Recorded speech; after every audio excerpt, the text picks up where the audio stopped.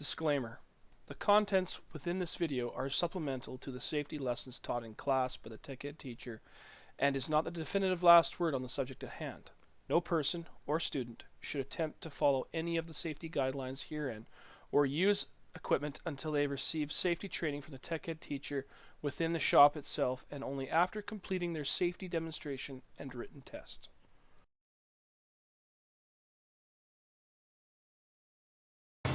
So welcome back to the last video in this booth, which is arc welding. So under the table here we have all our arc welders. We've got our aluminum spool gun, our TIG welder, and our steel MIG welder. The TIG welder is also a stick welder. So safety on the welder, okay, or on welding. And some of this is going to apply to gas welding as well. But when we're arc welding, we need to protect ourselves, and we need to do that with clothing, okay, and proper face and eye protection. So we're going to be welding with a welding helmet like mine here. It's a minimum of shade 9 filter or higher. Gloves, welding jacket, chaps, spats. Pretty common. Basically, anytime you're in this booth working, you need to wear all that gear. We also need to protect ourselves from the bright flash, the fumes, and the UV light when we're in here. So, arc welding gives off very bright light. It's about 4 times as bright as the sun, so it's going to blind you. That light can also cause UV burns, like sunburns, can damage your eyes, and also everything gets hot in here, so we got to keep ourselves from getting burnt.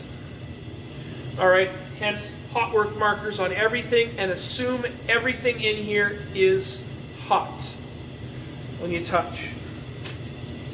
Of course, we're welding with electricity, so like the plasma cutter, we don't want to weld in puddles of water, so wet conditions, we don't want to be shocked, we don't want to be electrocuted. So, as I already mentioned, a shade 9 helmet protects us against arc welding. We want to use clear eye protection, alright, so a clear face shield like this one when we're chipping or grinding. Alright, some welding helmets, the old school ones, have a flip-up thing that's clear that you can chip and grind, and the newer ones have a grind mode in them, so you can still wear this. They're not auto-darkening for grinding. If you're grinding or you're chipping, you need to have clear face protection.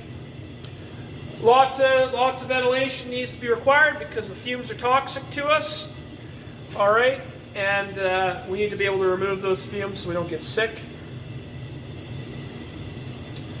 So just like the torch, the material you're using, the table, the vise, can all be hot enough to burn you. And last but not least, don't weld flammable containers. We don't want to blow up. Alright? So no welding flammable containers.